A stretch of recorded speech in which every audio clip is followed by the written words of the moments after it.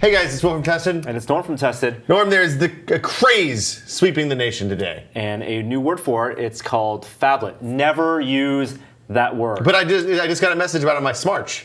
No, these fake words about new devices. Mondregreens. That's exactly what they are. Just because you have a large phone, just call it a large phone. And this indeed is a large phone. It's called the OnePlus One. So it's two phones in one. Well, or just two. OnePlus One is two. Okay. The phone, the model is one, okay. But the company is OnePlus. And this is a spin-off of a Chinese company called Oppo. They make high-end Android phones in China, like your Samsung. They're an OEM like Foxconn or something like that, right? But OnePlus is kind of, we're not sure exactly how they're affiliated. The guy who started OnePlus used to be the vice president of Oppo, and they were formed as a subsidiary, but like the Oppo is saying they're not really tied together, don't confuse us. So regardless, it's a company called OnePlus that now is making phones for the US market, not just for the China market. I mean, I have to imagine a lot of that is that they don't want to scare off their large OEM customers who are thinking, oh, these people who we're sending our trade secrets to make our phones are going to then turn around and use our trade secrets to make their phones. Like a lot of that seems like it's that kind of maneuvering to avoid that kind of concern from larger companies like Samsung. And this very specific positioning of this phone, because this One phone is very similar to the N1 phone of the Oppo company, is that it's a low-cost phone for the U.S. market, but even though it's a high-end phone. Yeah, it seems a lot like the Nexus 5 in a lot of ways. It's a pretty good phone. It's LTE. It's a big quad core. It's more than just a pretty good phone. It is a high-end phone. So let's run through a comparison, because I have the Nexus 5 here, and that's the phone I've been using for the longest time before getting over to the One. And the thing you notice is it's so big. This is the first 5.5-inch phone I've used, and by comparison, we're going to bring over, Will, your iPhone here. It is two phones, Norm. There are two phones inside that thing. It's twice the size of my phone. Look, your phone is a 4-inch phone. This is a 4-inch iPhone right here. And then if we swap in the Nexus 5. It's a 5-inch phone. It's a 5-inch phone. I'm going to lift this up so you can actually see the size comparison. Holy cow, that's a big phone. Not only is it just a bigger screen, there are also dedicated buttons on the bottom. So it's back to dedicated buttons, which I was using with the HTC One. You have capacitive buttons, which have low vibration. It's home here, there's the hamburger, and there's a back. But if you notice, that's actually reversed. So on the Nexus, they're capacitive screens built. They're built into the screen. It's just part of the screen. They're built into the screen. That's part of the LCD. It pushes the desktop, the home screen up just a little bit. On here, you can actually enable, if you want the virtual buttons, you can pop that up and enable them. Do they backlight? They do backlight. Because I can't see them at all on the TV. Oh, there they are, just a little bit. Yeah. But they're a little reversed. So that's back, and that's your menu hamburger button right there. And on the digital, it's back, and the menu's there. Do you have a strong preference one way or the other? You've used both. It's very easy to get to switch from one to the next after like 2 weeks. It's no problem at all. You don't think about it. You don't have to. No. Yeah, okay. So when I say it's a high-end phone, it really is really high-end. There's a Snapdragon 801 processor, which is Qualcomm's latest. It's what's in your Galaxy Note 3s. It's in your HTC One M8s, which I reviewed last month. Yeah. And this phone has 3 gigs of RAM. It's a Adreno, F330. Okay. Running benchmarks, it is faster than Nexus 5. Faster than even the HTC One M8 by a little bit. And based on what other people have tested with the Samsung Galaxy S5, it's faster than even the Galaxy S5, just by a little bit. There's 3 gigs of RAM in here, which is a lot for a phone. Nexus, I believe, only had the 2 gigs. And has a 1080p screen. It doesn't have your 2560 by 1440 screen that your LG G3 does, but I've seen that phone in person, and you really, in day-to-day use, that does nothing for. You said you couldn't discern a difference between the 1080p screen and the 2560 screen. The only way that we don't have that phone here, the only thing that I could notice a difference in was when you play actual 1440 video, which no one has. Which, unless you're recording that with a 4K camera or recording it with a smartphone that has a 4K video recorder built in, you're not going to notice it. Okay. And a 1080p screen, so both the Nexus 5 and this screen and the OnePlus One have 1080p screens. It's lower pixel density on this larger one, but really I didn't notice a difference. And qualitatively, what did you think of the screen? Qualitatively, I think It's not as bright. I don't think it got as bright as the Nexus 5 or the HTC One. I think the HTC One M8 still has the best 1080p screen I've seen so far. Just because of its distance to the surface of the glass, or just the vibrance of the colors. This screen is made by a company, I believe it's called it's JDI. JDI, which is a joint venture between Sony and Toshiba. So it's not made by a Samsung or an LG. Samsung obviously makes their own AMOLEDs and LCDs for their screens, and LG makes the one for the Nexus One. Right. Nexus 5. So it's a high-end phone, but the price is low. That's what makes this phone really interesting. They're selling this phone for $300 for 16 gigabytes. Wait, Norm, I pay $200 for high-end phones when I buy them. Well, you bought that on contract, so Oh. you're stuck with AT&T or Verizon for 18 months at least. And if you want to buy a phone unlocked from Apple, for example, or from Google Play, it's around $600 to $700. So when you buy one of those Google Play editions of the Galaxy 5S, the HTC One, like you said, $600. The cheapest alternative up until this point was the Nexus 5, which was what, $350? Yep, $350 for the small capacity model. And this one comes in two capacities. It's 16 gigs for $300. The OnePlus. The OnePlus One. If you add another $50, that jumps up to 64 gigs. Oh, $50 for 60. That seems like a fair price. That is we're used to paying absolutely $100 a to fair step price. up on from everybody else. And with the 64 gig version, the back turns this sandstone back, which has this. It almost feels like a flocked texture. It's plastic, but it feels like It's very grippy. Not like felt exactly, but very, very grippy. Also gets dirty. You can see I have scuffs and scratches, and if you drop any type of juice on it, it'll stain. It reminds me of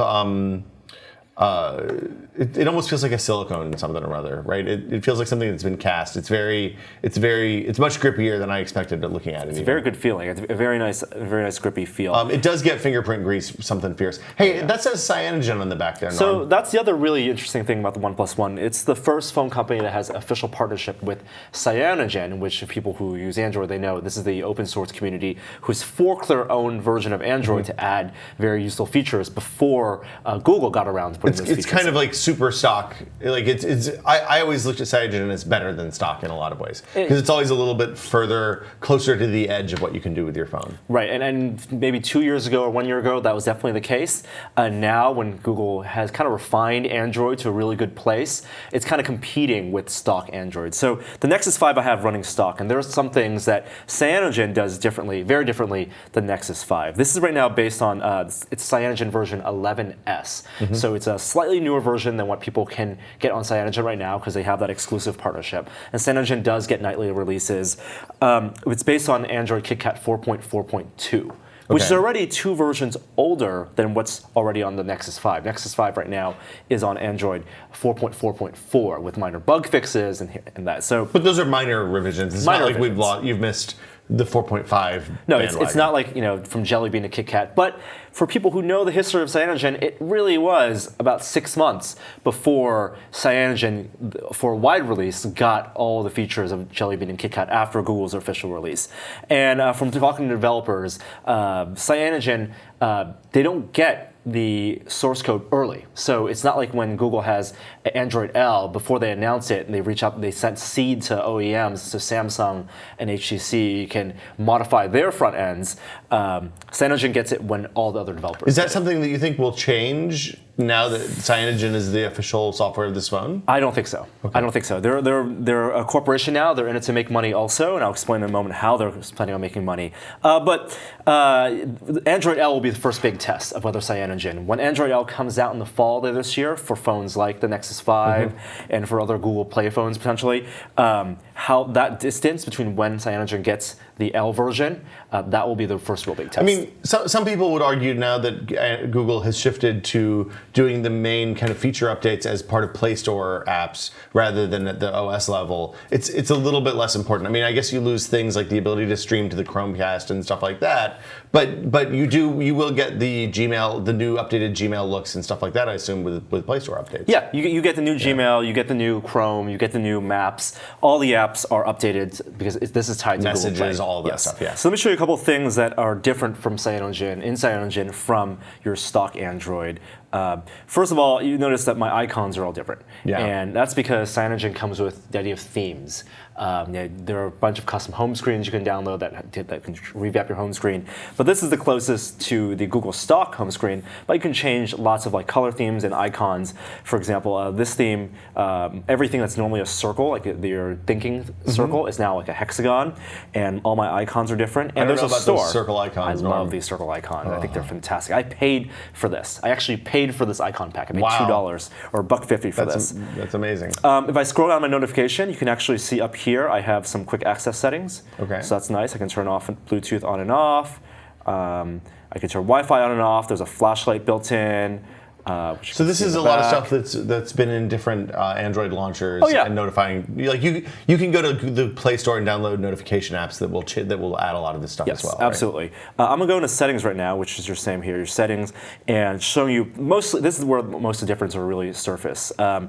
If you go here, you can see on the lock screen, I can add things like battery status always on. I can have custom lock screens, camera widgets. So if I turn off the phone, for example, I have this radio menu, which I can access shortcuts like messaging, Chrome, camera, which just swipes to your left. Or if I just unlock back here, and I can even do things like if the phone's off without hitting this button here, which is the power button, I can just double tap and it will turn on. Does that impact your battery life? Not at all. Really? Yeah, the shortcuts, there are 3 shortcuts you can enable with the phone off. I've turned off 2 of them. The one's a flashlight and one's playing music. Flashlight's the V gesture, but the double tap gesture is one of the most useful things I found. It's been on other phones. HTC had it on the M8, but it's nice that it's built into Cyanogen. But we talk about themes. So I'm going here to the themes, and there are complete theme packs, or I can change individual things, like just the fonts, or just the icons, or the styles. If I go to a theme pack, I'll show you, you have Google's default hollow style, so this is the circle hollow style, and I don't have to switch to it now. I can get a preview of what it looks like. And I've always hated those icons are bad as well. I think, these are terrible default Google icons.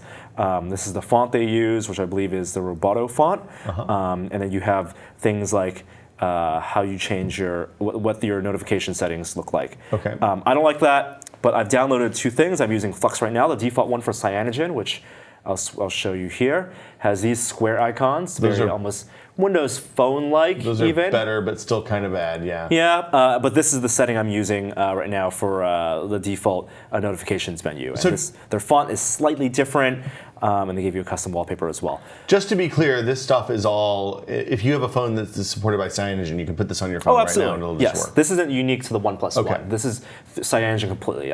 This theme engine is a very recent update to Cyanogen, and OnePlus One is one of the first phones that has that built in. I do like the theme packs. I love this. These icons, and there is a whole separate app store, theme pack store that you can actually find themes and buy in. Did you find that the themes, especially the ones you purchased, did you find that they did a good job of universally changing your icons? Like, how do they handle icons for apps that they don't have a circle? So that's a good point. So, for example, Spotify is naturally a circle icon, but this is your normal Spotify icon. Right. And Twitter is a third-party app, but they've created. But those are both very popular apps. So I would assume that they would go ahead and make those. Yes. Do you have any like random Instagram? Like for example, if I go into so there's some Square apps in there. Exactly. Like Bitcoin Checker or whatever. Calendar gets one. There are 2 separate camera apps. Chromecast doesn't have a unique app icon, but Chrome does. Like 1Password doesn't. Yeah, or Amazon doesn't. Whatever that middle one on the top right is. Right. Exactly. Second row, third icon is Square. Right. And so is Amazon Music, for that matter. Exactly. So it's you're up to the icon pack maker or the theme maker to actually update all. It seems like it does a pretty good job, like with 1Password. If it finds something that's a circle, it pulls the circle out of it. Sure. No, it doesn't like do any cropping or anything, but the people are pretty good. And I do like, you can't like change, for example, I don't like this Instagram icon, but I can't manually say for this app only, I want to swap it back to Instagram. That would be crazy. Yeah, that would be crazy. But you do get, like, for example, all of these are custom icons. Which are nice. Cool. I mentioned camera earlier, so let's talk about the camera real quick. It does come with its own unique Cyanogen camera app. So if I show you there are actually 2 camera apps right here. I'm using the Cyanogen one, which is that icon, and this is the Google one. To give you a quick reminder, this is the new Google Camera app, which was released 3 months ago, I believe, which kind of simplified things. Your settings are here. It's much better than that radio menu thing that was there a while ago. And you can take photos or video. You can add your grid lines, and if you go into settings, there's advanced settings on the side here, which actually swipe it from the right here, and you can go settings. So I thought the new Google Camera app was okay. The panoramic ability still I thought sucked, but it did have useful features like you could do manual exposure, that fake bokeh thing feature. Right. So you can take a photo of an object and move your camera up, and it'll blur the background. But this camera app built in the Cyanogen I think is really good. Now it taps into the same camera, so it's not like doing any different type of JPEG compression. There's a 13 megapixel camera in the back, so I'll flip this around. There's some stuff that's built into the sensor hardware and some stuff that the OS or can it's change. built into the OS APIs, right? So this is still tapping into Android's OS, the way they process the images. This is the camera right here. There's a dual LED flash, but they're both single tone. Okay. It's not like the iPhone where there's a warm and a cool that you can combine. So it's a 13 megapixel Sony sensor, which doesn't stick out, which I like. It just runs more or less flush. More or less flush. No optical image stabilization, which the LG phones have, which that's like a special feature. I would have liked that on here, but those also potentially sometimes stick out. It makes the camera bulge out a little bit. This, for example, the LG one on Nexus 5 sticks out just a little bit, but this one doesn't have optical image stabilization either. I'm going to show you the camera app real quick. So I'm going to try to find maybe a good object to take a picture of. If only we had a Ghostbusters Ecto 2 right here. Ecto 1A. Really? Yep. So this is the. I don't know if you guys can see. It looks like a well-made camera app. Your settings are on the bottom. You can change your camera settings here, 13 megapixel, your quality, new burst mode, which is nice. Slow shutter speed, which didn't really help that much because it's just a default, like if I do 4 seconds, if you mount this on a tripod maybe, but because of the way this phone is shaped, you can't like rest it like you can an iPhone. There's no edge. There's no hard edge. And on video mode, you can actually shoot 4K video. So I'm gonna show that in just a second. Wow, really? Yeah. You have a front camera, which is fine for your selfies. So I'm gonna take a look. Nice. Is it a high-resolution camera? It is a high-resolution camera in the front. And then you have your advanced settings such as your exposure. I'm going to switch this around. It's not the same sensors on the back, though. It's not the same sensor. It's a different type of sensor.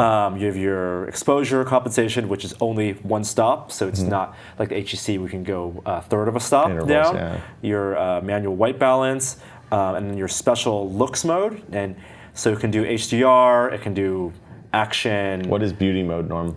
Beauty mode really doesn't do anything. And you can actually change those by swiping up. So I actually like shooting in the HDR mode or the auto mode. When you do HDR, does it save the un-HDR image? It just saves the one HDR photo. And I'll show you some sample photos right now before we jump to video. So I'm going to go back here, go to the gallery, and I took a ton of photos with this. I like the image quality. As with all cameras, it's all about the lighting. Lighting determines everything. Do you think are any of these? I mean, I know the bar for phone cam pictures is kind of can you print stuff? Do you think? I think you can actually print small with the like HDR. 4x6 or 5x7. Okay. Yeah. So the HDR one, and I'll show you. This is an event I was at over the weekend with the HDR. Lighting was fantastic here. With the lighting is good, the image quality is fantastic. Low light, still you're getting crappy camera quality. Here is a photo, for example, of our friend Matt Braga in really low light, and this is with HDR held by the hands. Really still, you can make out the details, but it's really grainy once you zoom in. Really, really gnarly grain. Yeah. The HDR stuff really works best on just daylight. So like a daylight shot like this look really fantastic. So you're getting some midtones, highs, and, and shadows. Yeah.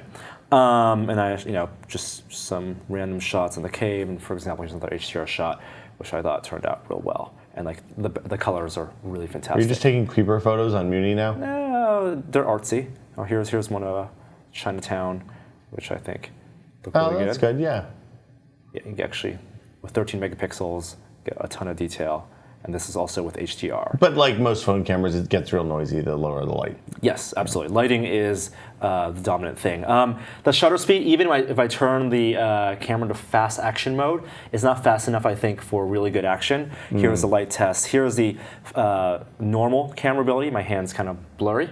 Is this in dark? This is good light, like room lighting. Okay. If I turned on the fast action mode, it's a little less blurry, but still blurry. So, I mean, the thing I've noticed with my iPhone 5S is that you can, like, if you're in actual sunlight in the summertime and it's bright as it gets here, then you can capture things that would take 1/2000th of a second, 1/1500th of a second on a SLR. Did you find that to be the case here? Like, do you see water droplets when there's a splash of water in a hose or anything like that? Not really. Okay. No.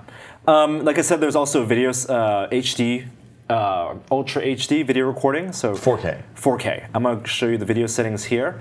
You can record in 4K UHD, and you can also do 1080p or 720. I don't know why you would shoot in below 720. At 720 though, you can also enable high frame rate, so you get 120 FPS. It's just like the iPhone 5, except we have more setting control, which is nice. And there's also a time-lapse setting if you want to enable time-lapse, and you can set your intervals here. But you're gonna have, since you're gonna have a hard time putting it on a tripod, time-lapse seems kind of useless. Time-lapse is, I mean, you can kind of bookend it between two hard surfaces or something, and change which type of video codec you want to record in. I save most of my videos in the UHD, the 4K, because I don't do a lot of high speed, and it's just 30 FPS. How big Watching are those it files, back, though? Aren't they're they really huge? big. So I'm gonna that's the reason to get the 64 gig. I know $50 if you're going to pay $300 for a phone, pay the extra $50, get the 64 gigs. Assuming you're going to keep this for a while as well. Right. I'll tell you this, because this is a 1080p screen, I'll play back this UHD video, which looks fantastic on a 1080p screen, but you're not maximizing all the pixels. It's cutting out a quarter of the pixels. It is cutting, and it's compressing. Yeah. But if you upload to YouTube, for example, from the YouTube app on the phone, YouTube now supports. Does that actually work? And you can play back on YouTube in the full 4K. Should we put a link to the YouTube videos people can see? Yes. I'll shoot some nice videos that we'll upload as a 4K test. So what about those file formats? Can you edit them once you get them off? Do you have to have a high-end solution like Premiere or something to edit them? They're them? H.264, so you can ingest them in Premiere. So anything that knows how to handle the resolution. Yeah. Probably your cheap video editor, your consumer level isn't going to work with 4K yet, I would guess. You're going to need a pretty good computer to. I mean, the colors are pretty good in the video too. That's a nice shot. You're going to need a pretty good computer to process 4K and do editing, and there's no built-in video editing here. The photos also don't save in RAW, so it's not like your Lumia phones that you can save a RAW photo. Still a camera phone. Still compressed JPEG. 13 megapixel image compresses about 2 megabytes, which I think is too much for a JPEG. I'd rather have the RAW photo if you're going to shoot. You mean too much space for a JPEG or too much compression? Too much compression for a JPEG. 2 megapixels. 2 megabytes for 13 megapixels. So the camera app is nice. There's a unique gallery app, which I showed earlier. It's a square icon, Norm. The gallery app is the toughest one to do, here, and then you can do all your stuff ingested in, which is great. But really, this phone is a big screen, and that's the biggest difference. I mean, I like the hardware inside this. I love the battery. It's a 3100 milliamp hour battery. That's a big battery. By comparison, the Nexus 5, which I had pretty harsh battery problems with, is a 2300 milliamp hour. So how's your battery? I mean, I've seen you run out of battery a couple of times with this phone. I have not run out of battery for a full day. I've never worried to the end of day about this battery. Oh, okay. Average between 35 and 40% battery end of day with normal use. Taking this on a full day trip, like for example on Saturday, I was out from 8 a.m. to 11 p.m., 20% battery by end of day. That's good. You were using the phone all day. Never got to the red. Had your watch hooked up to it. And had the Bluetooth, low energy Bluetooth watch hooked up to it. Like other Android does, you give you your battery notification stuff. With Cyanogen, the percentage is built in right there at the top. Tells you I've run down to 78 because I've been uploading the 4K video all this morning. Right.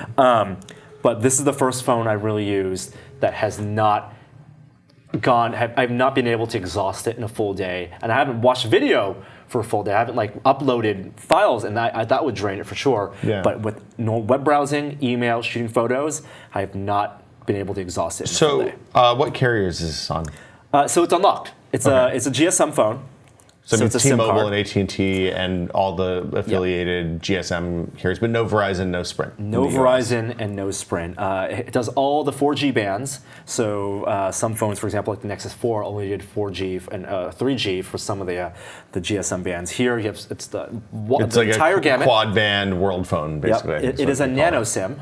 Okay. So it doesn't. I believe. Yeah, I think it's a nano SIM. I might be wrong. I think it's a micro SIM. So do you need to adapt? Oh, it's the half size, not the quarter size. It's not the one that goes into the iPhone. And there's a slot here. It comes with a pin. You pop that out, swap it in, unlock. So you can, if you're on AT&T for iPhone, you can easily swap here. Does it do any of the passive voice stuff like the Moto X? It doesn't. So two things that the stock Android does that this doesn't do right now. It doesn't have the Google Now launcher. So for example, if I show you, you can access the Google Now launcher from the bottom, which you just hold down the bottom, which is fine. That's not so bad. If I scroll, for example, here, I get Google Now. Right, you can't do that. If I scroll here, no Google Now. Can you put the Google Now on your lock screen? As a widget, yes, but it's. I think. I mean, newest versions of Cyanogen will let you do the Google Now to swipe to the left, but this version just doesn't have it. They're just lagging on this And one. it doesn't have, for example, on the Nexus 5, I can say, "Okay, Google," and it will pop up as a Google search. Here, there is no. It didn't pop "Okay, up. Google." I'd have to tap it manually. What about but you can hold the home button to go to the Google. Absolutely, Now. you can hold the home button. I mean, that's the swipe thing. up. That's fine, but I've been accustomed to swiping to the left to get to Google Now. I mean, it seems like the big questions on this phone are Cyanogen. Is Cyanogen going to be updated fast enough? Yes. Like, if you want to have the brand new version of Android the day it comes out, it seems like this may not be the right phone for you. But other than that, it looks really good. I mean, it's a really nice looking design. Just. It is, and thickness-wise, I'm gonna lay it down right here. It is the exact same height as It's got the the Nexus kind 5. of beveled edges, just like a lot of the other Android phones. It has design-wise, it is actually very reminiscent of the Nexus 5 in terms of the way it's curved in the bottom here, there. Speakers Speakers are good. They're loud enough for map directions, but I actually found that the quality on the headphone jack was poor. If I'm plugging in this into my car or plugging in headphones and I set to max volume, it would get distorted. So it has a in bad Spotify. DAC or something, maybe? I think it has a bad DAC for the headphones. Okay. And also the speakerphone speaker. For some reason, when I used the voice dialer, the speakerphone speaker was not as nearly as loud as when I was using map directions. But it gets pretty loud when I'm using map directions. So two big questions. One is, how updated will Cyanogen be? And right now we don't know. We can only accept Cyanogen's promises. And two, I mean, just to be clear, Cyanogen has a good record of shipping updates in a timely manner.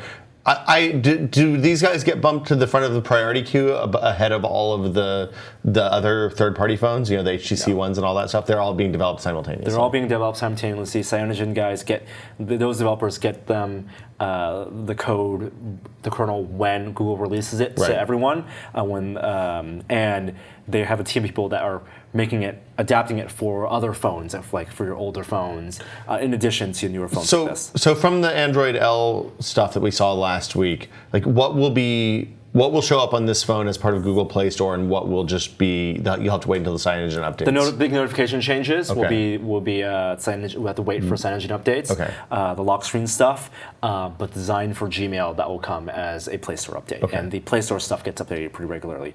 So Cyanogen is the first big question for this phone. Two is size. Like we said, it's a 5.5-inch phone, and if you look at this comparison right here, I've matched the top of the LCDs to the same point, and it just is. Isn't that big chin? It just has this big chin on the bottom. That's how big the first Galaxy Notes were, isn't it? Pretty much, yeah. Yeah, and then they're different aspect ratios, so they're a little fatter, I think. But And this is the first phone that I could not get to fit completely in a jeans pocket, the back pocket. can you carry it in your front pocket? No, I can. And I've done it. Unsightly bulge. But it's a flat, unsightly bulge. And it definitely does stick out of the back pocket. And it's not a phone really for one-handed use. They did some smart things, like lowering the side button on which is the power button, right? Yes, which is the power button. It's actually pretty low. On the Nexus 5, it's high up here. On the OnePlus One, it's down here. So when you're holding it, it's easy access. It's in the natural place to hold it. That's good. That's good, but watch me. Yeah. Like, this is how I normally hold the phone, with my pinky at the bottom. I'm scooting Oh, there it goes. Full extension. Full extension up to get that, and then back down here. Something I've always tested is whether I can like zoom in on a picture with just one hand.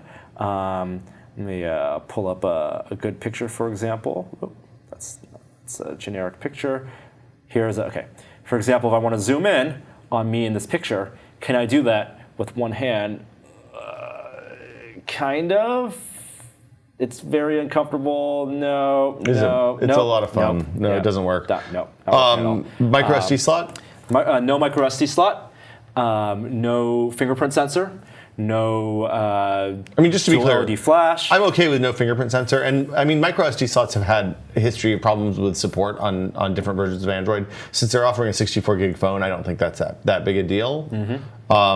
But the dual color LED flash is kind of nice. Although I think your advice to not use the flash is probably it's for places where you need it because the load light isn't fantastic here. Sometimes you're going to need it.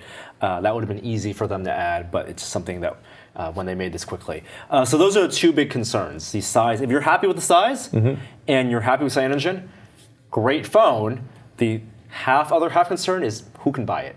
Yeah, it's a limited release right now. Very limited release. OnePlus is offering invites for people. We had to buy this when we got an invite, and they've done lottery system. People have entered contests to win it. They're basically releasing about 150 phones at a time. That is not very many phones. Nothing. And their business plan, the reason they can sell it for $300 to $350 is because they're losing money on these phones. They're doing zero marketing for the phones, only word of mouth, and that's part of why they're releasing it very limited at time. Are they losing money on each individual phone, or losing money on this phone as a product? This phone is a product. Okay. This phone, this venture, they're going to be no profits for 2 years if they can last that long. Okay. And eventually they will sell accessories and theme packs, cases and all that software and stuff like that. Swap out backs and stuff like that. But they're a fresh company, lots of interest from people because of the price. And definitely faster and more capable than the Nexus 5. Much better camera, much better processor, more RAM, much better battery.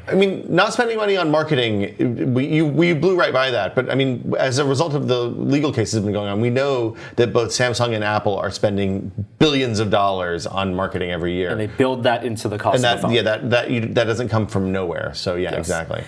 So if you have the option to buy this phone versus the Nexus 5, this is a great alternative to the 5 in terms of capabilities, but you really have to reconcile the fact that this is a large 5.5 inch phone. And I don't know about you, but for me, my phone is my primary music player at this point. So if their audio playback stuff is subpar, if your headphones, then that's gonna bum me out. Yes. If you use Bluetooth stuff, it's fine because it just sends a bit stream over and the Bluetooth handles it. But with the plug-in, if you're paying $300 for Beats headphones and you can't play it really nice on this phone, then they'll pay $300 for Beats headphones. That's the takeaway. How do people get an invite? Can they go to a website or something? You just got to go to their Facebook page and the OnePlus page and sign up and wait for notifications. And it really is completely random. It seems like also, I got an email from someone that said if you know someone who has a phone, then they can invite you, and that gives you maybe higher priority or something. I have 0 invites. Okay. I have 0 options in my account to offer invites. So don't bother you. Don't bother me. Okay. I can't do anything for you. Okay. But good luck. Do you think they're going to be around long enough to support this phone? If you buy this, I would expect to use it for a year or 2 at minimum. It is about July right now.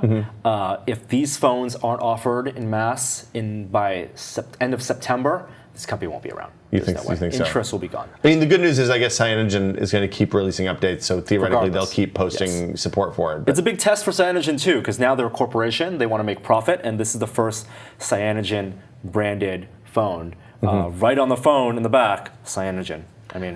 Good for them. And they're going to make money by selling themes and stuff like that, I assume. Yep, they're going to make money as well as probably getting paid by OnePlus. Yeah. Cool. Well, okay, so that's the OnePlus One. It's actually only one phone, not 2. It's only one. It's a phone and a half in size and weight. It's really big. 162 grams. Going from this, because I love how light the Nexus 5 is, using this for a while and then picking this up, this feels like nothing. And this feels like doubly nothing. Double nothing. What phone, what are you going to stick with? Are you going to stick with the OnePlus One or are you going to go back to the Nexus 5? I think, given the better camera on this, I'm going to stick with the OnePlus. Because I want to see what the L update is like. And also, if they're only 150, that's a much more special phone than a Nexus 5. Yes, I'm special. So that's the OnePlus One. Norm, you liked it, right? I really like it, and I'm gonna stick with it. Okay. Yeah. We'll have more on Tested real soon. I'm Will. I'm Norm. See you guys later. Bye.